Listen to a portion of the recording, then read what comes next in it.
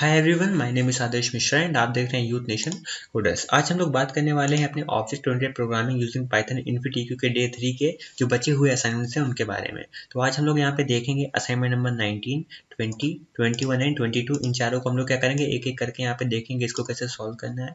Then यहाँ पे पहले सबसे पहले तो हम लोग क्वेश्चन को पढ़ेंगे एंड देन उसी से पहले क्लास का स्ट्रक्चर डिफाइन करेंगे कि क्या हमारी क्लास का नाम है, क्या हमारे एट्रीब्यूट्स हैं, कौन कौन से हमें मेथड यहाँ पे डिफाइन करने हैं। इसके बाद हम इन चारों को यहाँ पे कोड भी देख लेंगे। इन सब के कोड आपको डिस्क्रिप्शन में नीचे प्रोवाइडेड होंगे, तो आपको स्पेशली कहीं नोट करने की जरूरत नहीं है। सबसे पहले आते हैं असाइनमेंट नंबर 19 पे। तो हमसे कह रहा है कि write a python program to generate tickets for online bus booking. Online bus booking होनी है, उसके लिए हमें जनरेट टिकट करनी है। तो उसके लिए हमें यहाँ पे टिकट क्लास को यहाँ पे इम्प्लीमेंट करना है। तो टिकट क्लास हमें क्लास नेम दिया गया है। तो यहाँ पे हमें जब ये डायग्राम दिया गया तो इसका यूज करके हम लोग अपना कोड लिखेंगे। सबसे पहले हम लोग एक क्लास बनाएंगे टिकट नाम की। इसके बाद passenger name, ticket ID, source, destination और काउंटर। यहाँ पे 5 एट्रीब्यूट्स हैं। इन पांचों को हम लोग जो है टिकट के यहाँ पे स्पेसिफाई करेंगे टिकट क्लास के अंदर। अब यहाँ पे जो शुरुआती 4 यहाँ पे एट्रीब्यूट हैं उन सब के पहले माइनस लगा हुआ है। इसका मतलब ये सब क्या है, प्राइवेट एट्रीब्यूट है।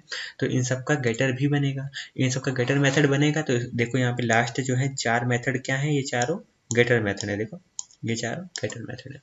फिर काउंटर जो है हमारा प्लस लिखा है, मतलब काउंटर एक हमारा पब्लिक वेरिएबल रहेगा जो कि स्टैटिक होगा, जो क्लास नेम के जस्ट नीचे हम लोग लिखेंगे।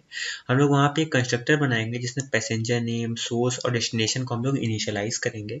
उसके बाद हमारा वैलिडेट सोर्स डेस्टिनेशन नाम का एक मेथड होगा जहाँ पे हम लोग चेक करेंगे क्या सोर्स और डेस्टिनेशन हमारे वैलिड हैं। मतलब जहाँ बस जा रही है, जिस सोर्स से जिस डेस्टिनेशन में बस जा रही है, क्या उसी डेस्टिनेशन में आप भी जाना चाहते हो। अगर ऐसा है तो उसके लिए हम वेरीफाई करेंगे क्या ऐसा है क्या। उसके बाद जनरेट कर देंगे टिकट। तो हमें 2 मेथड बनाने हैं। पहला कि वैलिडेट करना है, हमें चेक करना है सोर्स और डेस्टिनेशन। दूसरा हमें टिकट को जनरेट करना है। बाकी जो 4 मेथड है वो तो गेटर मेथड, उनको बनाना बड़ा आसान है। ठीक है, अब देख लेते हैं इन दोनों में हमें करना क्या है। तो जो हमारा काउंटर स्टैटिक वेरिएबल है उसको हम स्पेसिफाई कर देंगे, उसकी वैल्यू कर देंगे 0।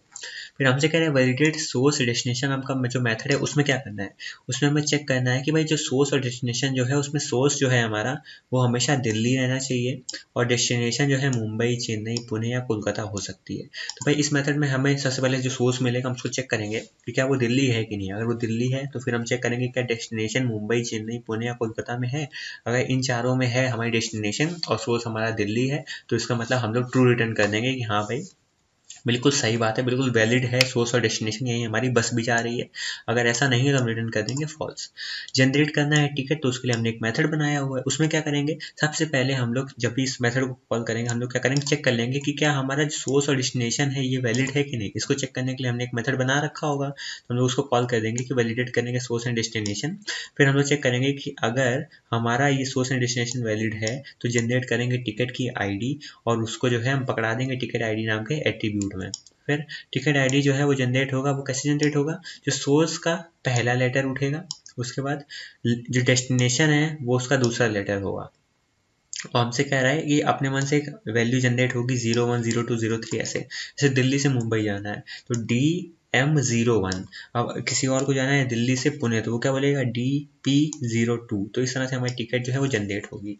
हम लोग जो है अगर ऐसी कंडीशन मान लो मैच नहीं करती है कि सोर्स और डेस्टिनेशन हमारी मैच नहीं करती तो टिकट आईडी को हम लोग नन कर देंगे, मतलब अभी इसकी कोई भी टिकट आईडी नहीं है।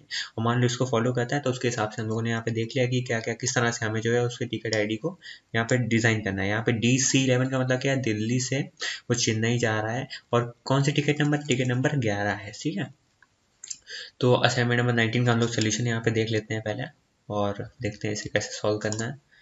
इसका मैंने पहले से कोड सॉल्व करके रखा है जो आपको यहाँ पे डिस्क्रिप्शन में प्रोवाइड कर दूंगा। देखो सबसे पहले तो हम लोगों ने क्या करा, डेस्टिनेशन जो लिस्ट है हमारी मुंबई, पुणे, चेन्नई, कोलकाता, मैंने इसको रख दिया। क्यों रखा है, ताकि बाद में मैं जब इफ एल्स लगा रहा हूँ ना कि भाई डेस्टिनेशन हमारी इन चारों में है कि नहीं, तो मैं सीधा चेक कर लूंगा क्या डेस्टिनेशन इन डेस्टिनेशन लिस्ट। तो क्लास हमने यहाँ पे बनाई टिकट नाम की और काउंटर हमारा स्टैटिक वेरिएबल था तो उसको हमने सेट कर दिया 0। अब इसके बाद हम जानते हैं हमें यहाँ पे क्या करना है, इनिट बनाना है। इनिट में क्या क्या पास करेंगे, पैसेंजर नेम, सोर्स, डेस्टिनेशन, ये सब हमें क्लास डायग्राम में दिया गया था। इसमें हमने इन तीनों चीज़ों को जो हमने पास करा इन तीनों को यहाँ पे इनिशियलाइज कर दिया है। इसके बाद जो टिकट आईडी है अभी हमने उसको नन कर रखा है। ठीक है, यहाँ पे हमें ये याद रखना है कि टिकट जो काउंटर है उसकी एक ज़्यादा वैल्यू पे ही हमारी टिकट आईडी चलने वाली है, तो काउंटर की वैल्यू अभी हमारी सेट है 0। फिर यहाँ पे आते हैं, हम लोग को चेक करना है ना सोर्स और डेस्टिनेशन, तो उसके लिए हमने यहाँ पे मेथड बनाया हुआ है। तो हम लोग क्या करेंगे कि जो हमारा सोर्स है उसको टाइटल केस में बदल दिया। टाइटल केस में क्यों बदला है, क्योंकि यहाँ पे दिल्ली का D कैपिटल है तो हमारा जो मान लो कि अगर हमारे में सब में कुछ स्मॉल में लिखा हुआ है DELHI, तो उसका जो है वो कैपिटल में हो जाएगा, तो यहाँ पे हो जाएगा कैपिटल DELHI। इस तरह से वो चेक कर लेगा कि क्या हमारा टाइटल केस इक्वल है दिल्ली के। अगर हमारी दिल्ली से शुरुआत हो रही है तो चेक करेगा कि हमारा डेस्टिनेशन जो है वो हमारी डेस्टिनेशन लिस्ट में है। अगर ऐसा है तो रिटर्न कर दो ट्रू, मतलब सोर्स और डेस्टिनेशन मेरे दोनों जो है वैलिड है। अगर ऐसा नहीं है तो रिटर्न कर दो फॉल्स। तो ये हमारा हो गया वैलिडेट सोर्स एंड डेस्टिनेशन। फिर हम लोग यहाँ पे टिकट को जनरेट करने वाले हैं, तो इसको करेंगे कैसे ये देखते हैं। तो यहाँ पे मुझे फ़ॉन्ट थोड़ा छोटा करना पड़ा है क्योंकि मुझे ये जो है पूरा मेथड आपको दिखाना था, तो आपको यहाँ पे शायद थोड़ा ना दिख रहा हो। यहाँ पे मैं आपको एक्सप्लेन कर देता हूँ उसमें करना क्या है कि सबसे पहले जनरेट टिकट नाम का हमने मेथड बनाया, सेल्फ पास कर दिया। टिकट काउंटर की वैल्यू 0 थी ना, अभी हमने उसको क्या कर दिया +1 कर दिया, उसमें एक बढ़ा दिया तो उसकी वैल्यू हो गई 1। तो मतलब पहला बंदा आ गया टिकट लेने। हम लोग सबसे पहले चेक करेंगे कि क्या हमारी वैलिडेट सोर्स एंड डेस्टिनेशन नाम का मेथड जो है हमें क्या रिटर्न कर रहा है। अगर वो ट्रू रिटर्न करता है इसका सोर्स और डेस्टिनेशन वैलिड है। अगर ऐसा है तो हम चेक करेंगे कि क्या हमारे टिकट डॉट काउंटर की वैल्यू कम है क्या 10 से। अगर टिकट डॉट काउंटर की वैल्यू कम है 10 से, इसका मतलब क्या है, देखो हम लोग क्या करना था, दिल्ली से मुंबई, तो हम लोग लिखते थे DM01, ठीक है। तो जो 01 है, अब 01 कैसे आएगा, इंटीजर में 1 तो 1 होता है ना पाइथन में, 01 कहाँ से लाओगे।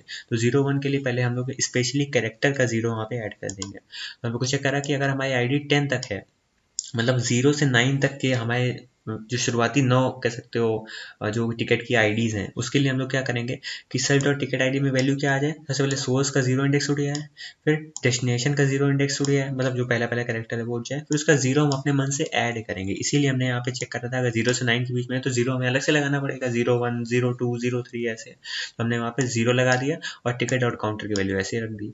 अब मान लो कि अगर वो 10 से ऊपर आईडी है कोई, मतलब मान लो 12वां बंदा आईडी लेने आया है अपनी टिकट आईडी, तो उसके लिए टिकट आईडी क्या सेट होगी कि अब वो तो 11 लिखा है, तो दिल्ली से मुंबई है, तो DM और 11 11, तो उसके में तो 0 लगाने की जरूरत ही नहीं है।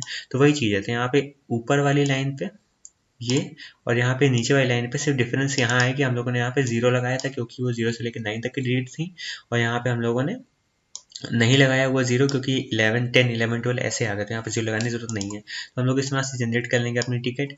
फिर हम लोग को यहाँ पे आप देख सकते हो कि ticket ID, passenger name, source, destination, ये 4 हमने यहाँ पे गेटर मेथड बनाया। क्यों बनाया, ताकि हम लोग प्राइवेट वैल्यूज को यहाँ पे गेट कर सकें, यूज कर सकें, इसके लिए हमने इसके लिए गेटर मेथड बना रखे हैं। तो यही था, इतना ही बड़ा हमारा कोड था। क्या था कि हमें यहाँ पे टिकट नाम की एक क्लास बनानी थी, तो पूरा कोड आपको मैं डिस्क्रिप्शन में प्रोवाइड कर दूंगा, ठीक है। फिर आते हैं हम लोग यहाँ पे अपने असाइनमेंट नंबर 20 पे। अब इसमें क्या करना है इसको जल्दी से देख लेते हैं। इन्फिनिटी IT सॉल्यूशन जो है चाहता है कि वो अपना रिक्रूटमेंट प्रोसेस को ऑटोमेट करे। उन्होंने डिसाइड किया है कि भाई 5 एप्लीकेशन जो हैं वो लोग ये लोग लेंगे। 3 जॉब बैंड्स हैं, A और B और C उनकी कंपनी में, उसमें जो जॉब है वो प्रोवाइड करने वाले हैं। तो जो एप्लीकेंट है उसके लिए हमें क्लास बनानी, क्लास नेम हो गया एप्लीकेंट। फिर इसमें एप्लीकेंट डिक्शनरी बनेगी जो स्टैटिक होगी, और यहाँ पे माइनस लगा है मतलब ये प्राइवेट भी होगी। तो प्राइवेट एप्लीकेशन डिक्शनरी बनेगी जो स्टैटिक है, मतलब जो क्लास के जस्ट नीचे हम लोग लिखते हैं static variables, class variables. Applicant ID count होगा, वो भी स्टैटिक वेरिएबल होगा जो कि प्राइवेट रहेगा। एप्लीकेंट ID, एप्लीकेंट नेम और जॉब बैंड, ये 3 चीज़ें हम लोग इनिट के अंदर रखेंगे। हमसे कह रहे हैं इनिट के अंदर एप्लीकेंट नेम जो है सिर्फ उसको सेट करना है, उसकी वैल्यू को यहाँ पे इनिशियलाइज करना है। इसके बाद हमसे कह रहे हैं एप्लीकेंट ID जनरेट करने के लिए एक अलग मेथड बनेगा। जॉब पे अप्लाई करने के लिए अप्लाई फॉर जॉब नाम का अलग से मेथड बनेगा। गेट एप्लीकेशन डिक्शनरी नाम का हम लोग एक अलग से मेथड बनाएंगे जो हमें यहाँ पे एप्लीकेशन डिक्शनरी जो हमने नहीं यहाँ पे सेट कर रखी, ये हमें रिटर्न कर देगा सिंपली। फिर हम लोग यहाँ पे एप्लीकेशन ID जो हम लोगों ने यहाँ पे इसको भी एक यहाँ पे स्टैटिक वेरिएबल ही बनाया, ये वाला देखो, ये वाला बनाया है, तो मतलब ये जो है इसको भी हमें कहीं ना कहीं चाहिए होगा, तो ये हमें मिल जाएगा इस वाले मेथड से। Get applicant ID, applicant name और ये बैंड, ये तीनों जो है हम लोगों ने इनिट के अंदर कर रखे होंगे। सारे क्या है देखो प्राइवेट, ये माइनस लगा है, ये माइनस लगा है, ये माइनस लगा है, इसका मतलब इन तीनों के हम लोग अलग से गेटर मेथड बनाने पड़ेंगे। तो हमें इतना काम करना है, इस डायग्राम को देखते हुए करना है। तो इस डायग्राम में ही सब कुछ दिया हुआ है। अभी जो कुछ यहाँ पे मेथड्स हैं इनमें कुछ यूनिक नाम है, तो इनको देख लेते हैं कि इनका काम क्या है। यहाँ पे तो चेक करेंगे हमसे क्या कह रहा है कि जो मेथड है एट्रीब्यूट उनके बारे में बता रहा है कि जो स्टैटिक वेरिएबल्स हैं हमारे, एप्लीकेंट ID जो है उसको हम 1000 से चालू करेंगे, ये आपको याद रखना है। फिर एप्लीकेशन डिक्शनरी जो है हमारी स्टैटिक वेरिएबल जो हम लोग क्लास के जस्ट नीचे बनाने वाले हैं, वो क्या है, वो डिक्शनरी है जो स्टोर करेगी एप्लीकेशन काउंट, ठीक है, हर एक जॉब के लिए। जॉब बैंड का मतलब जो हमारी जॉब बैंड क्या हो सकता है, A हो सकता है, B हो सकता है, C हो सकता है। अब उसका उसमें उसकी क्या वैल्यू है उसके लिए एक कह सकते हो कि डिक्शनरी बनेगी, इसमें की वैल्यू के फॉर्म में चीज़ें स्टोर होंगी कि job number A job band के लिए कितने यहाँ पे एप्लीकेशन काउंट आए, इस तरह से। फिर हम लोग यहाँ पे जनरेट करेंगे, यहाँ पे एप्लीकेशन आईडी नाम का मेथड जो है वो क्या करेगा, ये ऑटो जनरेट कर देगा एक एप्लीकेशन आईडी जो कि 1001 से शुरुआत होगी। मतलब यहाँ पे 1000 जो है, यहाँ से हमें इसको हम जानते हैं कि एप्लीकेंट आईडी का जो काउंट है वो 1000 है, और हमें जो एप्लीकेंट आईडी जनरेट करनी है वो कैसे जनरेट होगी, 1001 से होगी। और कह रहा था जो जो भी वैल्यू आएगी उसको हम एप्लीकेंट आईडी में जाके असाइन कर देंगे। मतलब पहली बार जो बंदा आएगा तो उसको 1001 मिलनी चाहिए आईडी, तो उसकी 1001 होगी। दोबारा आएगा तो उसको 1002 मिलेगी, ऐसे। अप्लाई फॉर जॉब नाम का एक मेथड हम लोगों ने बनाया है, इसमें हम जॉब बैंड यहाँ पे पास करेंगे, ABC फलाना कौन कौन से हमारे बैंड हैं। जो हमसे बोल रहा है कि एक्सेप्ट करेगा वो जॉब बैंड जिसके लिए एप्लीकेंट जो अप्लाई कर रहा है, फिर चेक करेगा कि अगर एप्लीकेशन काउंट उस अप्लाइड जॉब के लिए अगर वो मैक्सिमम रीच कर चुका है, मतलब जितना कह सकते हो कि अगर जॉब बैंड ए में से 10 लोग आ सकते हैं, तो चेक करेगा कि अगर 10 लोग आ चुके हैं तो फिर जो है उनको ले लेगा, मतलब जो और आ रहे हैं उनको नहीं लेगा, और जो बाकी जो 10 लोग आ गए उनका देखा जाएगा। तो वही सीन है कि अगर मैक्सिमम लिमिट पहुंच गई, ये कह रहा है इसमें 5 लिमिट है, तो क्या कह रहा है 5 से ज़्यादा एप्लीकेशन आ जाते हैं किसी एक पर्टिकुलर जॉब बैंड के लिए, तो जितने भी ज़्यादा आ रहे हैं उन सबको क्या रिटर्न कर दो, -1 रिटर्न कर दो। वरना क्या करो कि एप्लीकेशन काउंट को 1 बढ़ा दो, ठीक है। जॉब बैंड के अंदर जो हम लोगों ने यहाँ पे डिक्शनरी बनाई थी ना, कहाँ बनाई थी, एप्लीकेंट डिक्शनरी, ये तो हर एक जॉब बैंड के लिए जो एप्लीकेशन काउंट है उसको एक बढ़ा दो जब तक का लिमिट ना आ जाए। जैसे लिमिट आ जाए -1 रिटर्न कर देना। और कह रहा है हर एक के लिए एक एप्लीकेंट आईडी जनरेट करनी है। कह रहा है जॉब बैंड और अप्लाइड जो हमारा जॉब बैंड है उसके साथ हमें उसको इनिशियलाइज भी करते जाना है। मतलब जैसे कोई बंदा अगर बी नाम की जॉब करने आया है, बी नाम की जॉब के लिए एप्लीकेशन देने आया है, तो वो क्या करेगा, जो हमारा जॉब बैंड की वैल्यू होगी वो भी बी होगी। अगर वो सी के लिए आया है तो जॉब बैंड की वैल्यू क्या होगी, सी होगी। इस तरह से हमें उसको क्या करना है, इनिशियलाइज भी करना है। अब जितना हमने पढ़ा है उस सबको देखते हुए हम लोग यहाँ पे क्लास का स्ट्रक्चर बनाने वाले हैं, ठीक है। तो कोड को समझते हैं, हमसे क्या कह रहा है कि हमारे पास एक क्लास है एप्लीकेंट नाम की जो हमें बनानी भी थी। अब वहाँ पे हमने बोला था 2 स्टैटिक वेरिएबल्स होंगे, पहला एप्लीकेशन डिक्ट और दूसरा एप्लीकेशन आईडी काउंट। तो हम दोनों की वैल्यू चेक कर चुके हैं कि भाई ए के लिए अभी तक 0 लोगों ने अप्लाई करा है, बी के लिए 0 लोगों ने अप्लाई करा और सी जॉब के लिए भी 0 लोगों ने अप्लाई करा है। आईडी काउंट की वैल्यू 1000 हम लोग को सेट करनी थी। इनिट में हम लोग को एक वैल्यू पास करनी थी एप्लीकेंट नेम, और इनिशियलाइज 3 वैल्यू करनी थी। कौन सी, जो एप्लीकेंट नेम आया उसको तो रख दो, इनिशियलाइज कर दो सिंपली जो यहाँ पे इनपुट मिल रहा है। दूसरा जो एप्लीकेंट आईडी है अभी उसको नन रखेंगे। उसके बाद जो जॉब बैंड है उसको भी नन रखेंगे। अब उसके बाद हम लोग को जनरेट करनी है अगर एप्लीकेशन आईडी, तो हम लोग क्या लिखेंगे, डेफ जनरेट एप्लीकेंट आईडी।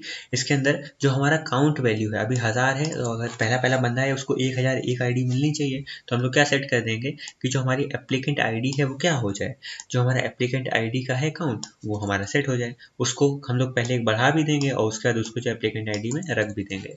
अगर मान लो कोई हमसे जॉब अप्लाई करने के लिए आता है, उसके लिए अप्लाई फॉर जॉब नाम का मेथड है, जिसमें हम लोग जॉब बैंड भी पहले से प्रोवाइड कर रखेंगे कि वो ए में आ रहा है कि बी में आ रहा है।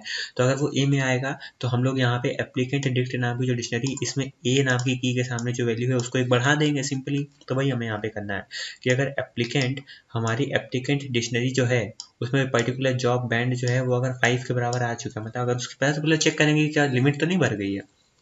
तो एप्लीकेंट क्लास के अंदर जो एप्लीकेशन डिक्ट नाम का जो हमारा डिक्शनरी है उसके अंदर कहीं जॉब बैंड नाम का जो भी जॉब बैंड हम लोग यहाँ पे पास कर रहे हैं ए बी सी, क्या उसकी जो वैल्यू है क्या वो 5 है, क्या चेक करेगा। अगर 5 नहीं है तो यहाँ पे रिटर्न कर देगा -1। या भी यहाँ पे ये भी लिख सकते हैं कि अगर वो बराबर है 5 के, ठीक है, तो बराबर है 5 के मतलब बड़ी है या बराबर है 5 के, तो वहाँ रिटर्न कर दे -1। और मान लो कि अगर ये कंडीशन फॉल्स हो जाती है, मतलब हमारी लिमिट अभी रीच नहीं हुई है।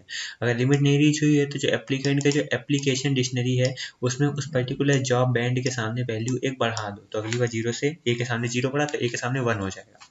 फिर हम लोग जनरेट करेंगे एप्लीकेंट आईडी को, यहाँ पे कॉल करेंगे तो एप्लीकेंट आईडी जनरेट हो जाएगी, और जॉब बैंड को हम लोग जो भी हमारा इनपुट आया उससे स्पेसिफाई कर देंगे कि हाँ ए नाम का जॉब बैंड पे अभी हमें एक एप्लीकेशन मिला है। इसके बाद गेट एप्लीकेशन डिक्ट और get application ID, application name और गेट जॉब बैंड, ये चारों जो है हमारे गेटर हैं। आप यहाँ पे देख सकते हो इन चारों की वैल्यूज को हमें मिलेगा। यहाँ पे हमसे एक और चीज़ बोल रहा है, ये हमारा गेट एप्लीकेशन डिक्ट क्या है, हमारी स्टैटिक मेथड है। स्टैटिक मेथड क्यों है आप ये बताओ। इसलिए स्टैटिक मेथड है क्योंकि हमारा ये क्या है, स्टैटिक वेरिएबल है। अगर ये इंस्टेंस वेरिएबल होता है इनकी तरीके, एप्लीकेंट आईडी जॉब बैंड इन सब की तरीके, तो हम लोग उसके अंदर सेल्फ पास कर रहे होते। देखो यहाँ पे हमने सेल्फ पास नहीं करा है क्योंकि ये क्या है, स्टैटिक है। जब भी स्टैटिक वैल्यू को हम रिटर्न करते हैं तो उसके लिए हमें यहाँ पे ऊपर लिखना होता है स्टैटिक मेथड, और गेट एप्लीकेशन डिक्ट को हम लोग यहाँ पे सिंपली रिटर्न कर दिया, ठीक है। बाकी 3 वेरिएबल जो हमारे इनिट के अंदर है उनको हम लोग इस तरह से गेटर मेथड बना के रिटर्न करते हैं जहाँ पे हमें सेल्फ लिखना पड़ता है। इसके बाद हम लोग को ये चीज़ आपको लिखने की जरूरत नहीं पड़ेगी, सबको आपको नीचे वहाँ लिखा लिखा मिल जाएगा, जहाँ पे हमने क्या करा है एप्लीकेंट क्लास के यहाँ पे जैक नाम का एम्प्लॉय यहाँ पे सेट कर रखा है। अप्लाई फॉर जॉब सी करना है, इसको दोबारा अप्लाई फॉर सी करना है, ऐसे वेरियस हमने यहाँ पे मेथड को कॉल कर रखा है। ठीक है, तो इसमें ज़्यादा कुछ प्रॉब्लम है नहीं, ये भी हो जाएगा। कोड आपको डिस्क्रिप्शन में प्रोवाइड कर ही दूंगा। असाइनमेंट नंबर 21 पे आते हैं, ये भी बहुत इंपॉर्टेंट है, इसको समझते हैं। कह रहे केयर हॉस्पिटल मैनेजमेंट जो है ये कैलकुलेट करना चाहता है जो चार्ज है लैब टेस्ट का उसके पेशेंट जो कराते हैं उसके बारे में कुछ इन्फॉर्मेशन इसको चाहिए, तो उसके लिए उसको मैनेज करने के लिए क्लास का डायग्राम इसने दे रखा है। कह रहे पेशेंट नाम की क्लास होगी, जैसे पेशेंट की आईडी होगी, पेशेंट नाम होगा, उसने कितने आईडीज मतलब लैब टेस्ट करा चुके हैं, उसकी कितनी आईडीज हैं, तो उसके लिए एक लिस्ट हो जाएगी क्योंकि उसने बहुत सारे टेस्ट करा रखे होंगे, हर एक टेस्ट की अलग अलग आईडी होगी, तो लिस्ट रख लेंगे उसकी। फिर उसका टेस्ट का चार्ज कितना है, ये 4 एट्रीब्यूट चारों के चारों यहाँ पे प्राइवेट हैं क्योंकि माइनस साइन लगा हुआ है, तो इन चारों के गेटर बनेंगे। गेटर बनेंगे, देखो यहाँ पे ये 4 बनेंगे गेटर, 1 2 3 और यहाँ पे 4। हमें करना क्या है, एक इसका कंस्ट्रक्टर बनाने से patient ID, patient name, list of lab test की जो आईडी है इन सबको उठा के इनिशियलाइज करना है। फिर हमें चार्ज कैलकुलेट करना है कि कितना चार्ज उसका लगा लैब में, तो चार्ज के लिए ये मेथड, इसको अभी हम लोग देखते हैं कि हमें इसमें करना क्या है। फिर हमें एक यहाँ पे क्लास बनानी है लैब टेस्ट रिपोजिटरी नाम की, जिसमें 2 वैल्यूज हमारी शुरुआती स्टैटिक वेरिएबल होंगे, क्या होंगे, लिस्ट हॉस्पिटल लैब टेस्ट की आईडी की, फिर list of lab test charge. तो यहाँ पे 2 हमें कह सकते हो लिस्ट बनानी है जो स्टैटिक होंगी। इसके बाद इसमें एक मेथड होगा गेट टेस्ट चार्ज नाम का, जो हमें लैब टेस्ट आईडी जो है हमसे यहाँ पे लेगा। ये यहाँ पे स्टैटिक मेथड बोला है, इसका मतलब इसके हम लोग ने जब भी ये लिखेंगे क्या लिखेंगे, डेफ गेट टेस्ट चार्ज, और यहाँ पे ब्रैकेट में पास करेंगे लैब टेस्ट आईडी। यहाँ पे सेल्फ पास नहीं करेंगे, क्यों नहीं पास करेंगे, क्योंकि ये क्या है स्टैटिक है। इसके बाद देख लेते हैं इसमें क्या क्या खासियत है। तो जो list of hospital lab test ID है जो हमारा स्टैटिक वेरिएबल है, वो क्या है, एक स्टैटिक लिस्ट है जिसके अंदर सारी की सारी जो टेस्ट आईडीज हैं उस लैब टेस्ट की उस हॉस्पिटल में जो कराई गई वो सारी अवेलेबल होंगी। List of lab test charge नाम का जो हमने स्टैटिक वेरिएबल बनाया वो क्या है, वो भी एक स्टैटिक लिस्ट है जिसके अंदर चार्ज होगा, पैसा होगा हर एक लैब टेस्ट का, कि जो जो हमारे यहाँ हॉस्पिटल में अवेलेबल है उसका कितना पैसा लगा उस लैब टेस्ट का। ये जो 2 अबव लिस्ट हैं बता रहा है, ये 1 to 1 करस्पॉन्डेंस है। मतलब कि अगर मैं कह दूं कि ये वाली लिस्ट की वैल्यूज क्या है, मैं कह दूं यहाँ पे इसकी लिस्ट की वैल्यू है ए, मतलब लैब टेस्ट हुआ ए नाम का, कॉमा बी, यहाँ मेरी राइटिंग थोड़ी सी गंदी, मतलब 2 ही एलिमेंट है, और ये जो टेस्ट चार्ज नाम की एक और लिस्ट होगी इसके जस्ट नीचे। अब ये था हमारा 10 रुपए का टेस्ट हुआ, और बी वाला जो हुआ हमारा 12 रुपए का हुआ। तो 1 to 1 करस्पॉन्डेंस का मतलब है कि जो ए है इसके जस्ट सामने जिस इंडेक्स पे होगा उसी इंडेक्स पे उसका पैसा लिखा होगा दूसरी वाली लिस्ट में। तो अगर कोई पूछे कि भाई हॉस्पिटल लैब टेस्ट आईडी 0 पे अगर ए पड़ा है तो पूछ रहा है उस ए का पैसा कितना होगा, तो पता कर लो कि भाई लिस्ट में जो लैब टेस्ट चार्ज नाम की लिस्ट है उसमें 0 इंडेक्स पे कितना पैसा, तो कहेगा 10 रुपए है। तो 1 to 1 करस्पॉन्डेंस यही है, मतलब हर एक इंडेक्स पे ऊपर वाली लिस्ट में दी होगी उसकी आईडी, नीचे वाली लिस्ट में दिया होगा उसका चार्ज। हमसे क्या कह रहा है, गेट टेस्ट चार्ज नाम का जो हम लोग यहाँ पे एक मेथड बना रहे हैं उसमें हम लोग लैब टेस्ट आईडी पास कर देंगे। ये क्या करेगा, ये मेथड एक्सेप्ट करेगा हमारी लैब टेस्ट आईडी को और हमें रिटर्न करेगा जो भी उसका चार्ज है। मतलब हमसे आईडी लेगा, उसको देखेगा कि उस लिस्ट में कौन से इंडेक्स पे वो आईडी है, ऊपर वाली लिस्ट में, इस वाली लिस्ट में, इस वाली लिस्ट में चेक करेगा कौन सी वो आईडी है किस इंडेक्स पे, और उस इंडेक्स को पकड़ के दूसरी वाली लिस्ट में, इस वाली लिस्ट में चेक करेगा उस इंडेक्स में कितना पैसा है और उसको जो है रिटर्न कर देगा। हमसे कह रहा है कि अगर लैब टेस्ट उसको नहीं मिलता है, मान लो उसने कह दिया कि भाई सी नाम का लैब टेस्ट कराता है, तो उस हॉस्पिटल में तो ए और बी नाम का लैब टेस्ट होता है, सी नाम का होता ही नहीं है, तो वो क्या रिटर्न कर देगा, इनवैलिड रिटर्न कर देगा -1। समझ गए। पेशेंट क्लास में हम लोगों ने list of lab test ID बना रखी है, तो हम लोग क्या करेंगे, एक इंस्टेंस वेरिएबल होगा जिसके अंदर लिस्ट होगी सारी की सारी आईडीज उस लैब टेस्ट की जो इस पेशेंट ने करा रखी है। फिर हम लोग यहाँ पे एक लैब टेस्ट चार्ज नाम का भी एक क्या कर रहे हैं, एक मेथड बना रहे हैं जो कैलकुलेट करेगा टोटल कितना पैसा हुआ, जितना भी उस पेशेंट ने लैब टेस्ट कराया है उन सब का पैसा मिला के बताओ कि कितना हुआ, ये हमें रिटर्न कर देगा। कैलकुलेट करेगा टोटल लैब टेस्ट चार्ज, ये कैसे, ये किस बेसिस पे हमें कैलकुलेट करेगा कि ये जो ऊपर आपने मेथड देखा ये किस बेसिस पे कर रहा है, ये हमारे टेस्ट आईडी पे कर रहा है। तो यहाँ पे टेस्ट चार्ज जो है वो किस हिसाब से हो रहा है कि जितना पेशेंट ने लैब टेस्ट यहाँ पे कराया हुआ है, और अगर कोई भी लैब टेस्ट आईडी जो है वो पेशेंट को प्रोवाइड करी गई, अगर वो इनवैलिड हो गई है तो उसका चार्ज भी 0 होगा।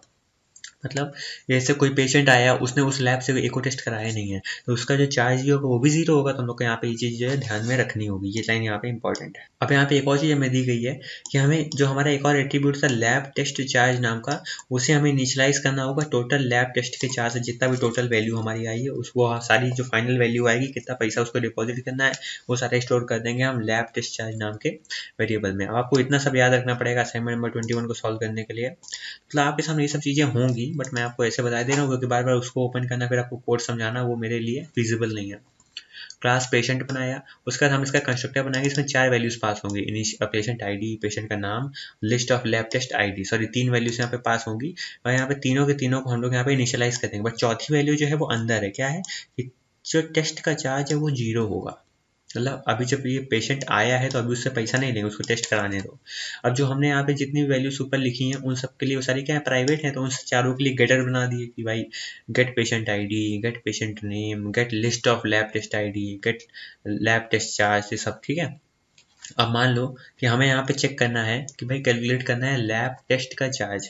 तो अब इसके लिए सबसे पहले हमें क्या करना पड़ेगा कि जितनी भी आईडीज़ हैं उस पर एक लूप लगा लो पहले। तो हमने क्या करा, अपनी आईडी पे एक लूप लगाया। फिर हमने चेक करा कि भाई जो हमारी लैब टेस्ट रिपोजिटरी नाम की जो ये है, देखो यहाँ पे आईडीज़ है का L101, L102, L103। L101 कितने रुपए में होगी, 2020 रुपए में। L102 कितने रुपए में होगी, 1750.5 रुपए में। तो यहाँ से हम लोग क्या करें, लैब टेस्ट रिपोजिटरी नाम की क्लास से ये सब चीज़ें उठा रहे हैं। तो हम लोग क्या लिखेंगे, चेक करेंगे कि क्या हमारी लैब टेस्ट रिपोजिटरी नाम की क्लास में जो हमारा जो चार्ज है उस पर्टिकुलर टेस्ट का, क्या ये बड़ा है 0 से। मतलब क्या ये जो हम लोगों को जो हम टेस्ट करा रहे हैं, क्या इसका चार्ज की वैल्यू जो हमें पे करनी है क्या वो बड़ी है 0 से। मतलब इसका कुछ, क्या लोग कुछ पैसा ले रहे हैं क्या इसका। अगर पैसा ले रहे हैं तो हम लोग क्या करेंगे, लैब टेस्ट चार्ज जो टोटल चार्ज है उसमें वो चीज़ ऐड कर देंगे। कैसे ऐड करेंगे, हम कह देंगे कि लैब टेस्ट रिपोजिटरी में जो टेस्ट का चार्ज है वो उस पर्टिकुलर इंडेक्स वाला वो उठा के हमें दे दो, कितना रुपया उसको लगा, हमें ये मिल गया। ठीक है, तो कैलकुलेट लैब टेस्ट चार्ज जो है ये भी काफ़ी ईजी रहेगा। हमें इसमें करना क्या है, सिंपली हमें पर्टिकुलर जितने भी टेस्ट उसने कराए एक टेस्ट की वैल्यू को उठाएंगे, फिर लैब टेस्ट रिपोजिटरी क्लास से बोलेंगे कि हमें इस आईडी पे जितना भी पैसा हमें उस चार्ज का है हमें वो बता दो, वो हमें रिटर्न कर दो। वहाँ से रिटर्न कर देगा, हम उसमें जाके अपने लैब टेस्ट चार्ज में जाके उसको जोड़ देंगे।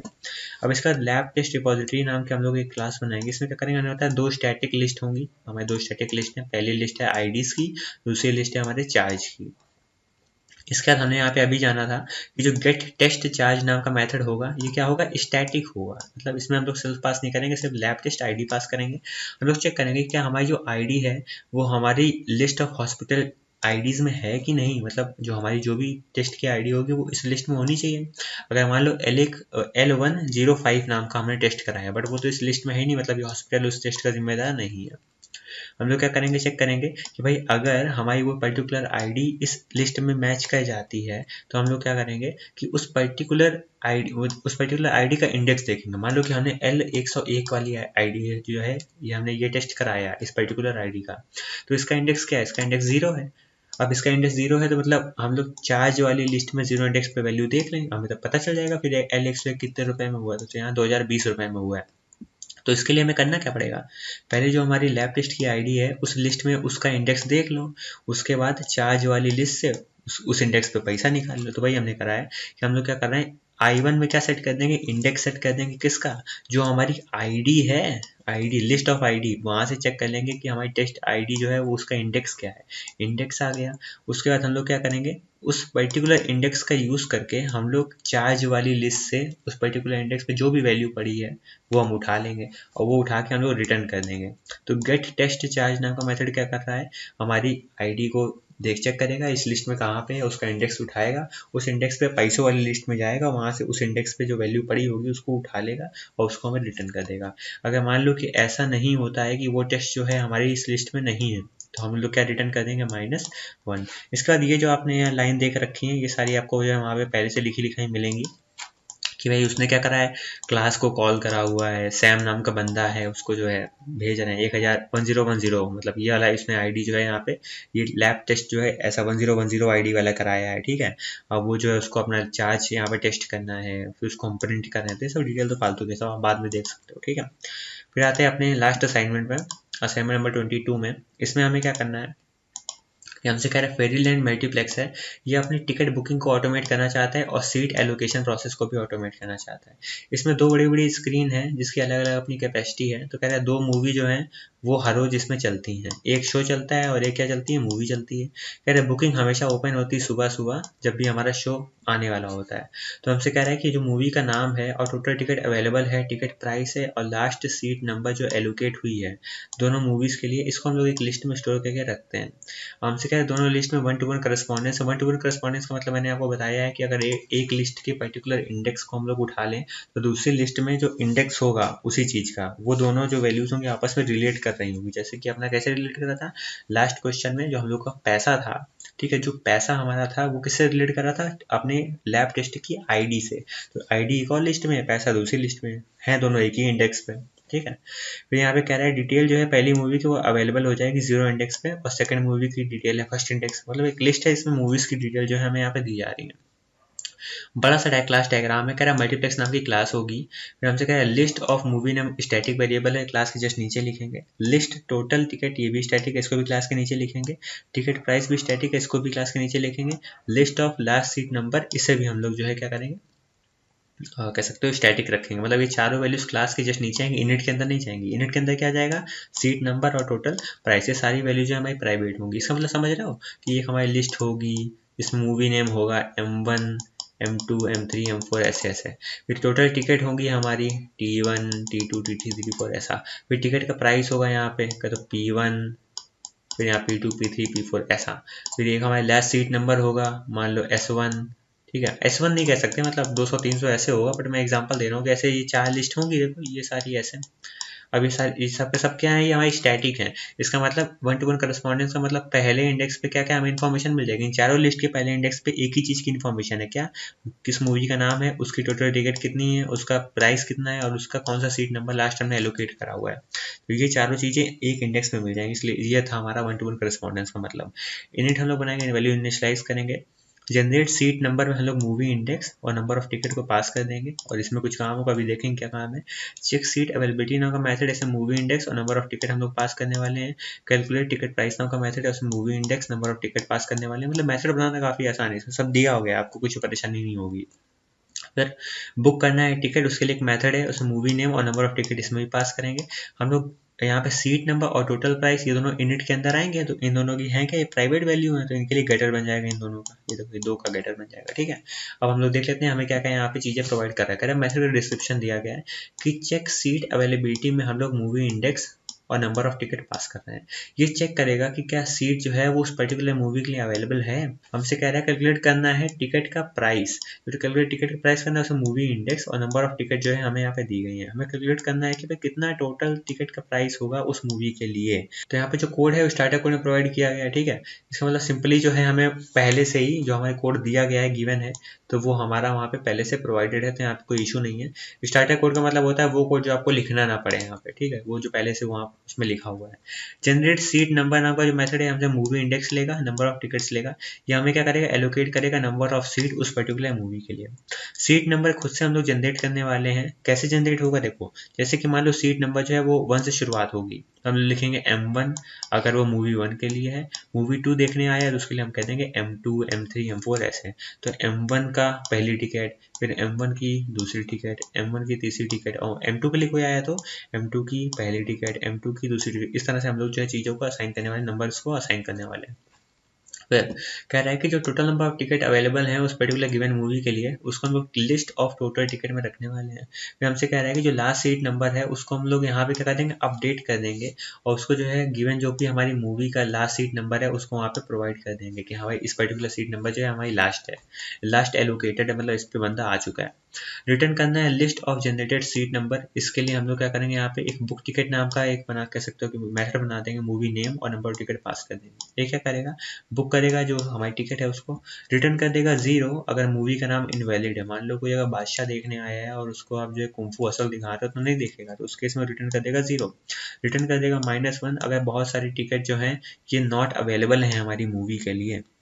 मतलब मान लो टिकट पहले से भर चुकी है, पूरा जो नंबर ऑफ सीट एलोकेटेड है वो फुल है, मैक्स में है, तो वहाँ पे उस समय वो रिटर्न कर देगा, माइनस कर देगा, जगह ही नहीं है।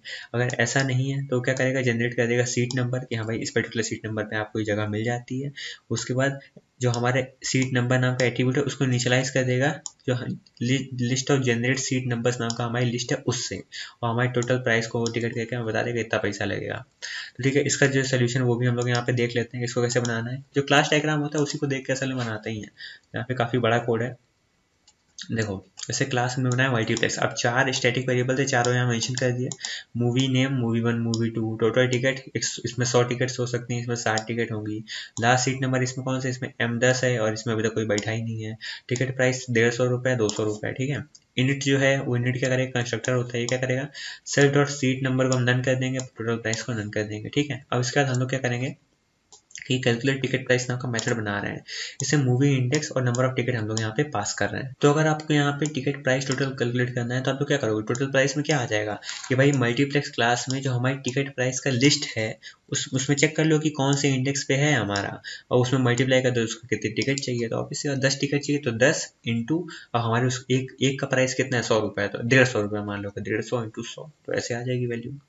चेक करना है सीट की अवेलेबिलिटी है, तो उसके लिए हम लोग को यहाँ पे हम लोग ने एक मेथड बना दिया है इतना बड़ा, उसमें क्या क्या पास करेंगे, मूवी का इंडेक्स और नंबर ऑफ टिकट्स। हम लोग यहाँ पे चेक करेंगे कि भाई जो हमारी टोटल टिकट्स हैं, जो हमारी लिस्ट है टोटल टिकट की, उस पर्टिकुलर इंडेक्स के लिए क्या वो कम है नंबर ऑफ टिकट्स से, जितनी उसको चाहिए उससे कम है। अगर ऐसा है तो रिटर्न कर देगा फॉल्स। मान लो अगर किसी उसमें कैपेसिटी कितनी थी, मान लो अगर 100 टिकट की कैपेसिटी है और कोई 150 टिकट खरीदना चाहता है, तो चेक कर लेगा कि क्या 100 जो है वो कम है क्या 150 से, बिल्कुल है, जितना उसको जितना वो मांग रहा है टिकट उससे कम है उसकी कैपेसिटी, तो कह देगा इतने लोग आ ही नहीं पाएंगे, तो रिटर्न कर दो फॉल्स। अगर ऐसा नहीं तो रिटर्न कर दो ट्रू। इसके बाद जो बुक टिकट नाम का हमारा एक मेथड है, इसको देख लेते हैं। ये मुझे फॉन्ट छोटा करना पड़ेगा कि ये लाइन जो है एक में आ जाए। अगर मान लो आप इस लाइन से कॉम्प्रोमाइज़ करना चाहते हो तो इसको मैं मल्टीपल लाइन में ऐसे शो कर सकता हूँ, बट आपके लिए थोड़ा प्रॉब्लम हो जाएगा देखने के लिए।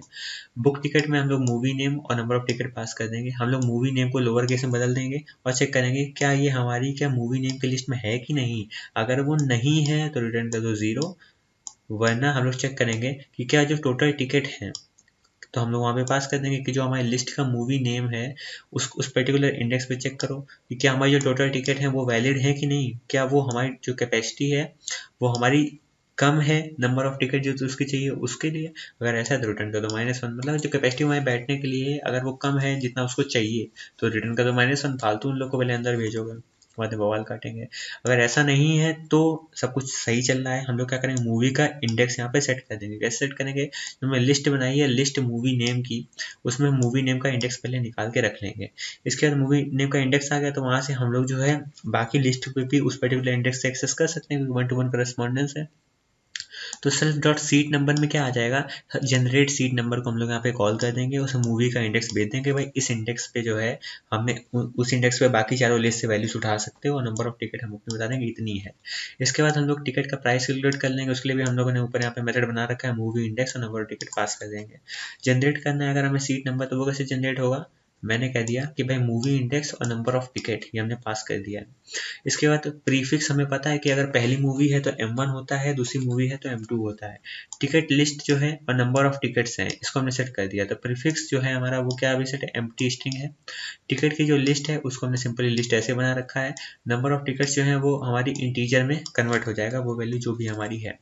चेक करेंगे अगर मूवी इंडेक्स 0 है, अगर मूवी का जो पर्टिकुलर इंडेक्स जो हमें वहाँ से अभी भेजा है अपने जनरेट सीट नंबर नाम के मेथड पे, अगर 0 है तो हम लोग क्या करेंगे कि जो हमारी लिस्ट है लास्ट सीट नंबर 0 की, तो अगर वो नन है तो हम लोग वहाँ पे उसकी टिकट की वैल्यू कर देंगे 0, वरना हम लोग क्या करेंगे जो लिस्ट हमारी टिकट की होगी जो अभी हमारी खाली पड़ी है उसमें क्या आ जाए, मैं कह रहा हूँ कि जो लास्ट सीट नंबर है उसको डैश से स्प्लिट कर दो, उसको उसमें बीच में डैश से जहाँ भी डैश मिले उसको वहाँ से तोड़ दो और उसके लास्ट का जो नंबर है वो उठा लो। लास्ट का नंबर उठाने का मतलब है मेरा कि यहाँ पे देखो M10 है तो यहाँ पे इस 10 को उठा लो, इस 10 को उठा लेंगे तो इसका मतलब अगली सीट जो होगी वो 11वीं होगी ना, तो इस 10 को पहले उठाना तो पड़ेगा। तो यहाँ पे इसको इस जगह से डैश से तोड़ दो तो M अलग हो जाएगा, 10 अलग जगह, इस 10 को उठा लो अलग, वो कह रहा है। हम लोग कहाँ थे, हम लोग यहाँ थे, ये रहा। हमसे कह रहा है उसको स्प्लिट करके उसके 10 उठा लिया उसको इंटीजर में बदल दिया, तो वो हमारी हो गई लास्ट टिकट। लास्ट टिकट आ गई। अब हमें पता है कि M1 मूवी के लिए जा रहा है, तो प्रीफिक्स क्या हो जाएगा, M1 हो जाएगा। उसको M1 मूवी देखनी है, मूवी फर्स्ट वाली, तो M1 हो गया। फिर उसका हम लोग क्या करेंगे, लास्ट टिकट से एक ज़्यादा, मतलब लास्ट टिकट की वैल्यू क्या थी 10, मतलब 10 तक सीट बुक है, तो 11 से चालू करेंगे। कहाँ तक जाएंगे, जितना उसका जो है कह सकते हो कैपेसिटी है, जितनी उसको नंबर ऑफ टिकट चाहिए वहाँ तक। तो हम नंबर ऑफ टिकट में +1 ऐड करके उस वहाँ तक एक लूप चलाएंगे। और हर बार टिकट्स को हम लोग को भरना है ना, टिकट की एक लिस्ट बनानी है। तो टिकट लिस्ट में क्या आ जाएगा कि जो प्रीफिक्स है, हमारा प्रीफिक्स क्या है M1, और उसके बाद हम डैश अपने मन से लगा देंगे, और जो हमारी आई की वैल्यू आ रही उसको अपने मन से बढ़ा देंगे। तो पहले आई की वैल्यू क्या थी, 10 थी, क्योंकि 10 तक हमारा भरा था, उसको एक बढ़ा दिया, हो गई 11। तो हमारी पहली टिकट कैसी आ जाएगी, M1-11। उसका दोबारा लूप चलेगा और फिर दोबारा टिकट जनरेट होगी, कौन सी, M1-12। ऐसे ऐसे बढ़ती जाएगी, ठीक है। अब क्योंकि हमारी जो टिकट की लिस्ट है वो बढ़ चुकी है ना, मतलब हम लोगों ने और भी टिकट खरीद ली है, हम लोग का लास्ट जो अलॉटेड सीट है वो चेंज हो चुकी है। तो हम लोग क्या करेंगे, जो लिस्ट है लास्ट सीट नंबर की, उसमें वैल्यू क्या रख देंगे, जो हमारी टिकट लिस्ट का -1। टिकट लिस्ट का -1 का मतलब क्या है कि मान लो 15 10 नंबर तक हमारी सीट बुक थी, 5 लोग और आए, तो लास्ट टिकट नंबर क्या हो गया, 15 हो गया ना। तो हम लोग लास्ट टिकट्स का जो सीट नंबर है हमारा, उसकी लिस्ट में क्या रख देंगे, लास्ट का जो इंडेक्स है मतलब 15 रख देंगे। इसके बाद जो हमारी लिस्ट है टोटल टिकट की, वहाँ पे हम लोग डिक्रीज कर देंगे नंबर ऑफ टिकट। मतलब मान लो कि पहले 100 टिकट बिकनी थी, तो अगर 5 हमारी बिक गई तो बची 95, तो हमें माइनस तो करना ही पड़ेगा। तो हम लोगों ने उसको वहाँ पे माइनस भी कर दिया। अब मान लो कि हमारा मूवी इंडेक्स 0 था। जीरो का मतलब ही क्या है, यहाँ पे जीरो का मतलब है कि जहाँ सबसे पहली वाली M1 मूवी। अब मान लो कि अगर हमें दूसरी मूवी देखनी है, तो उसके लिए हमें यहाँ पे प्रीफिक्स लगाना पड़ेगा M2। उसके लिए हम लोग एल्स ब्लॉक में इसका पूरा कोड लिखें, तो इसका कोड बिल्कुल सेम पहले वाले तरीके क्या है। अच्छा, ये चेक करेंगे क्या उसके पहले इंडेक्स की वैल्यू नन तो नहीं पड़ी। अगर नन पड़ी तो लिस्ट टिकट जो है यहाँ पे क्या हो जाएगी, 0 हो जाएगी। अगर ऐसा नहीं है तो हम लोग क्या करेंगे, सबसे पहले लिस्ट टिकट जनरेट करेंगे। कैसे जनरेट करेंगे, डैश से स्प्लिट कर देंगे। जैसे डैश से स्प्लिट करा तो हम लोग प्रीफिक्स मिल जाएगा हमें वहाँ पे M2 और मान लो कि वहाँ पे भी 10 अगर लिखा है, जैसे कि M2-10 लिखा है, तो हम लोगों ने इंटीजर में निकाल लिया वैल्यू 10 है। अब इसके बाद 5 टिकट हमें और चाहिए, तो सेम प्रोसेस 11 12 13 14 15, उसके लिए हमने एक लूप लगा दिया। टिकट हमारी अपेंड होती जाएगी। टिकट अपेंड हो गई, इसका लास्ट टिकट नंबर हमारा 10 से 15 हो गया, तो हम लोग उसको 15 कर देंगे, और इसका टोटल टिकट की वैल्यू को हम लोग डिक्रीज कर देंगे हमारे नंबर ऑफ टिकट से। तो सेम प्रोसेस यहाँ पे रिपीट हो रहा है एल्स में भी, बस यहाँ डिफरेंस क्या है, ऊपर वाले में हम लोग का प्रीफिक्स है M1, दूसरे वाले में प्रीफिक्स है हमारा M2। इसका टोटल प्राइस और गेट सीट नंबर के लिए हम लोग यहाँ पे प्राइवेट एरिया में इनके लिए गेटर बना दिया हमने, और इसका सिंपली ये जो है कोड आपका पहले से लिखा होगा, मतलब कैसे हम लोग को मल्टीप्लेक्स नाम की क्लास को यहाँ पे उसका ऑब्जेक्ट बनाना है, उसके मेथड कॉल करने हैं, सब आपको पहले से वहाँ पे लिखा हुआ मिल जाएगा। बाकी आपको ये पूरा कोड भी मैं यहाँ पे डिस्क्रिप्शन में प्रोवाइड कर दूंगा, तो कोई इतना बड़ा इशू यहाँ पे है नहीं। तो इसी तरह से हमारा object oriented programming using Python InfyTQ का डे 3 जो है आज कंप्लीट होता है। और अगले लेक्चर से हम लोग डे 4 की exercises, theory part and quizzes section ये सब जो है यहाँ पे सॉल्व करने वाले हैं।